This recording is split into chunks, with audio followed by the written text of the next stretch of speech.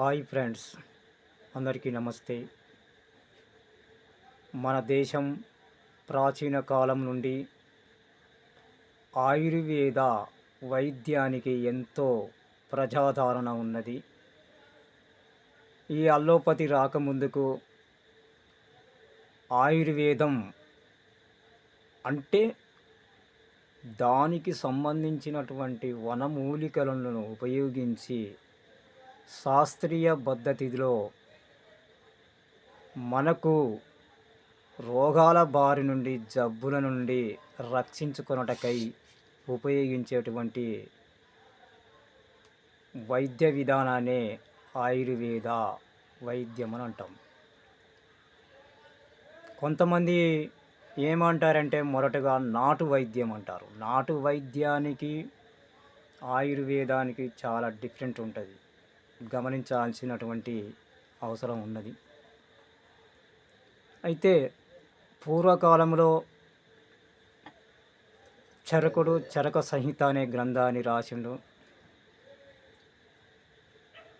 ఇంకా ధన్వంతరి, సుశ్రుతుడు ఇలాంటి వాళ్ళు ఆయుర్వేద వైద్యులు ఆనాడు బాగా ప్రజాదరణ పొందినరు.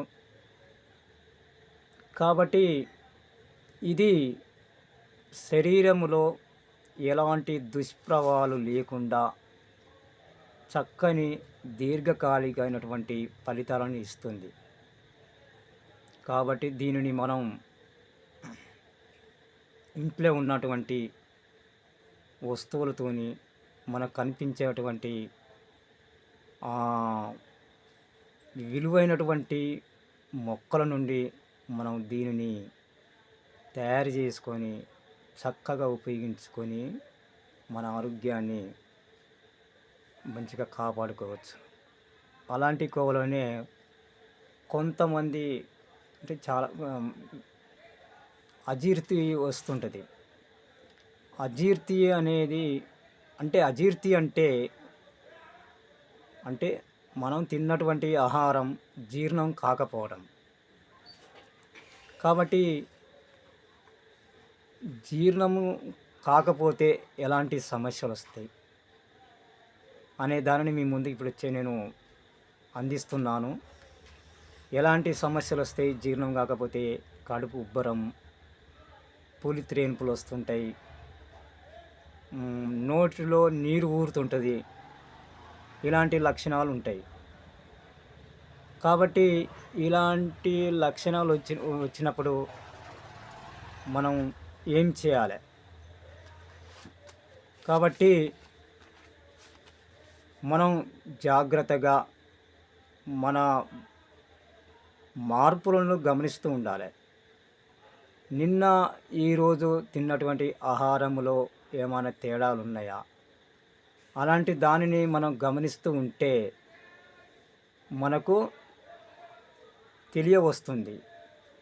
అయితే అధికంగా జలపానం చేసినా కానీ, పగలు నిద్రించిన, ఈర్ష్య, ద్వేషం, కోపం ఇలాంటి భావోద్వేగాల వల్ల కూడా అజీర్ణం అవుతుంది. శరీరం బరువెక్కినట్టు ఉంటుంది, శరీరం బిగదీసినట్టు కూడా ఉంటుంది, తల తిరుగుతుంది. ఇలాంటి లక్షణాలు ఉంటే మనకు అజీర్తి అయినట్టు లెక్క. కాబట్టి మరి దీనికి ఏం చేద్దాం? దీనికి ఉన్నటువంటి ఆయుర్వేదంలో మరి ఏం చేద్దాం? ఆయుర్వేదంలో ఎలాంటి ట్రీట్మెంట్ ఉన్నదంటే, మనకు కర్కాయ పెచ్చులను కానీ కర్కాయ పెచ్చులను చూర్ణం చేసి 1 నుండి 3 గ్రాములు దానికి సమానంగా పటిక బెల్లం కలిపి రోజుకు 2 సార్లు భోజనానికి ముందు మనం సేవించినట్లయితే మనకు ఈ అజీర్ణి తగ్గిపోతుంది. కాబట్టి ఇలాంటి మనం ఇంటి వైద్యం చేసుకోవచ్చును. ఓకేనా ఫ్రెండ్స్? Thank you.